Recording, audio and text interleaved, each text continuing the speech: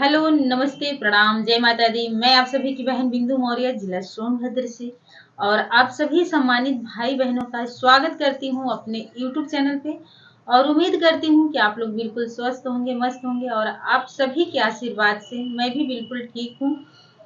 तो आइए आज सुनाते हैं एक बहुत ही धमाकेदार गारी गीत। और ये गारी गीत कैसा लगेगा आप लोग कमेंट के माध्यम से जरूर अपनी राय दीजिएगा। ताल में चावन्नी चमके बागों में अनार जी, ताल में चावन्नी चमके बागों में अनार जी, समधी आपन बहिनी बेचे सोनभद्र बाजार जी, समधी आपन बहिनी बेचे सोनभद्र बाजार जी। अरे ताल में चावन्नी चमके बागों में अनार जी, ताल में चावन्नी चमके बागों में अनार जी, समधी आपन बहिन बेचै सोनभद्र बाजार जी।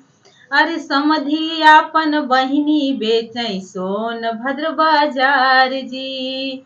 बेचत बेचत संझा होई गल बहिनी ना बेचाई जी, बेचत बेचत संझा होई गल बहिनी ना बेचाई जी, बनिया साले बहिनी ले गल उहो मोर कुआर जी, बनिया साले बहिनी ले गल उहो मोर कुआर जी।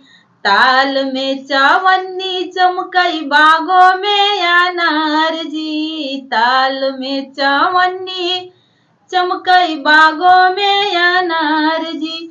अरे दुल्हा साले बहिनी बेचै सोनभद्र बाजार जी, दुल्हा यापन बहिनी बेचै रावष्टगंज बाजार जी। अरे बेचत बेचत संझा होई गल बहिनी ना बेचाई जी, बेचत बेचत संझा होई गल बहिनी ना बेचाई जी, बनिया साले उधार ले गल बहिनी मोर कुआर जी। अरे बनिया साले उधार ले गल बहिनी मोर कुआर जी।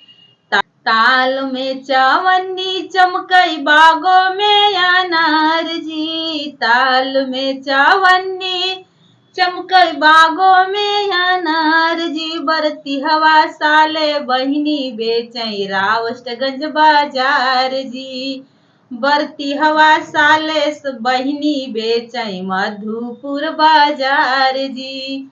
अरे बेचत बेचत संझा होई गल बहिनी ना बेचाई जी, बेचत बेचत संझा होई गल बहिनी ना बेचाई जी, बनिया साले उधार ले गल बहिनी मोर कुआर जी, बनिया साले उधार ले गल बहिनी मोर कुआर जी।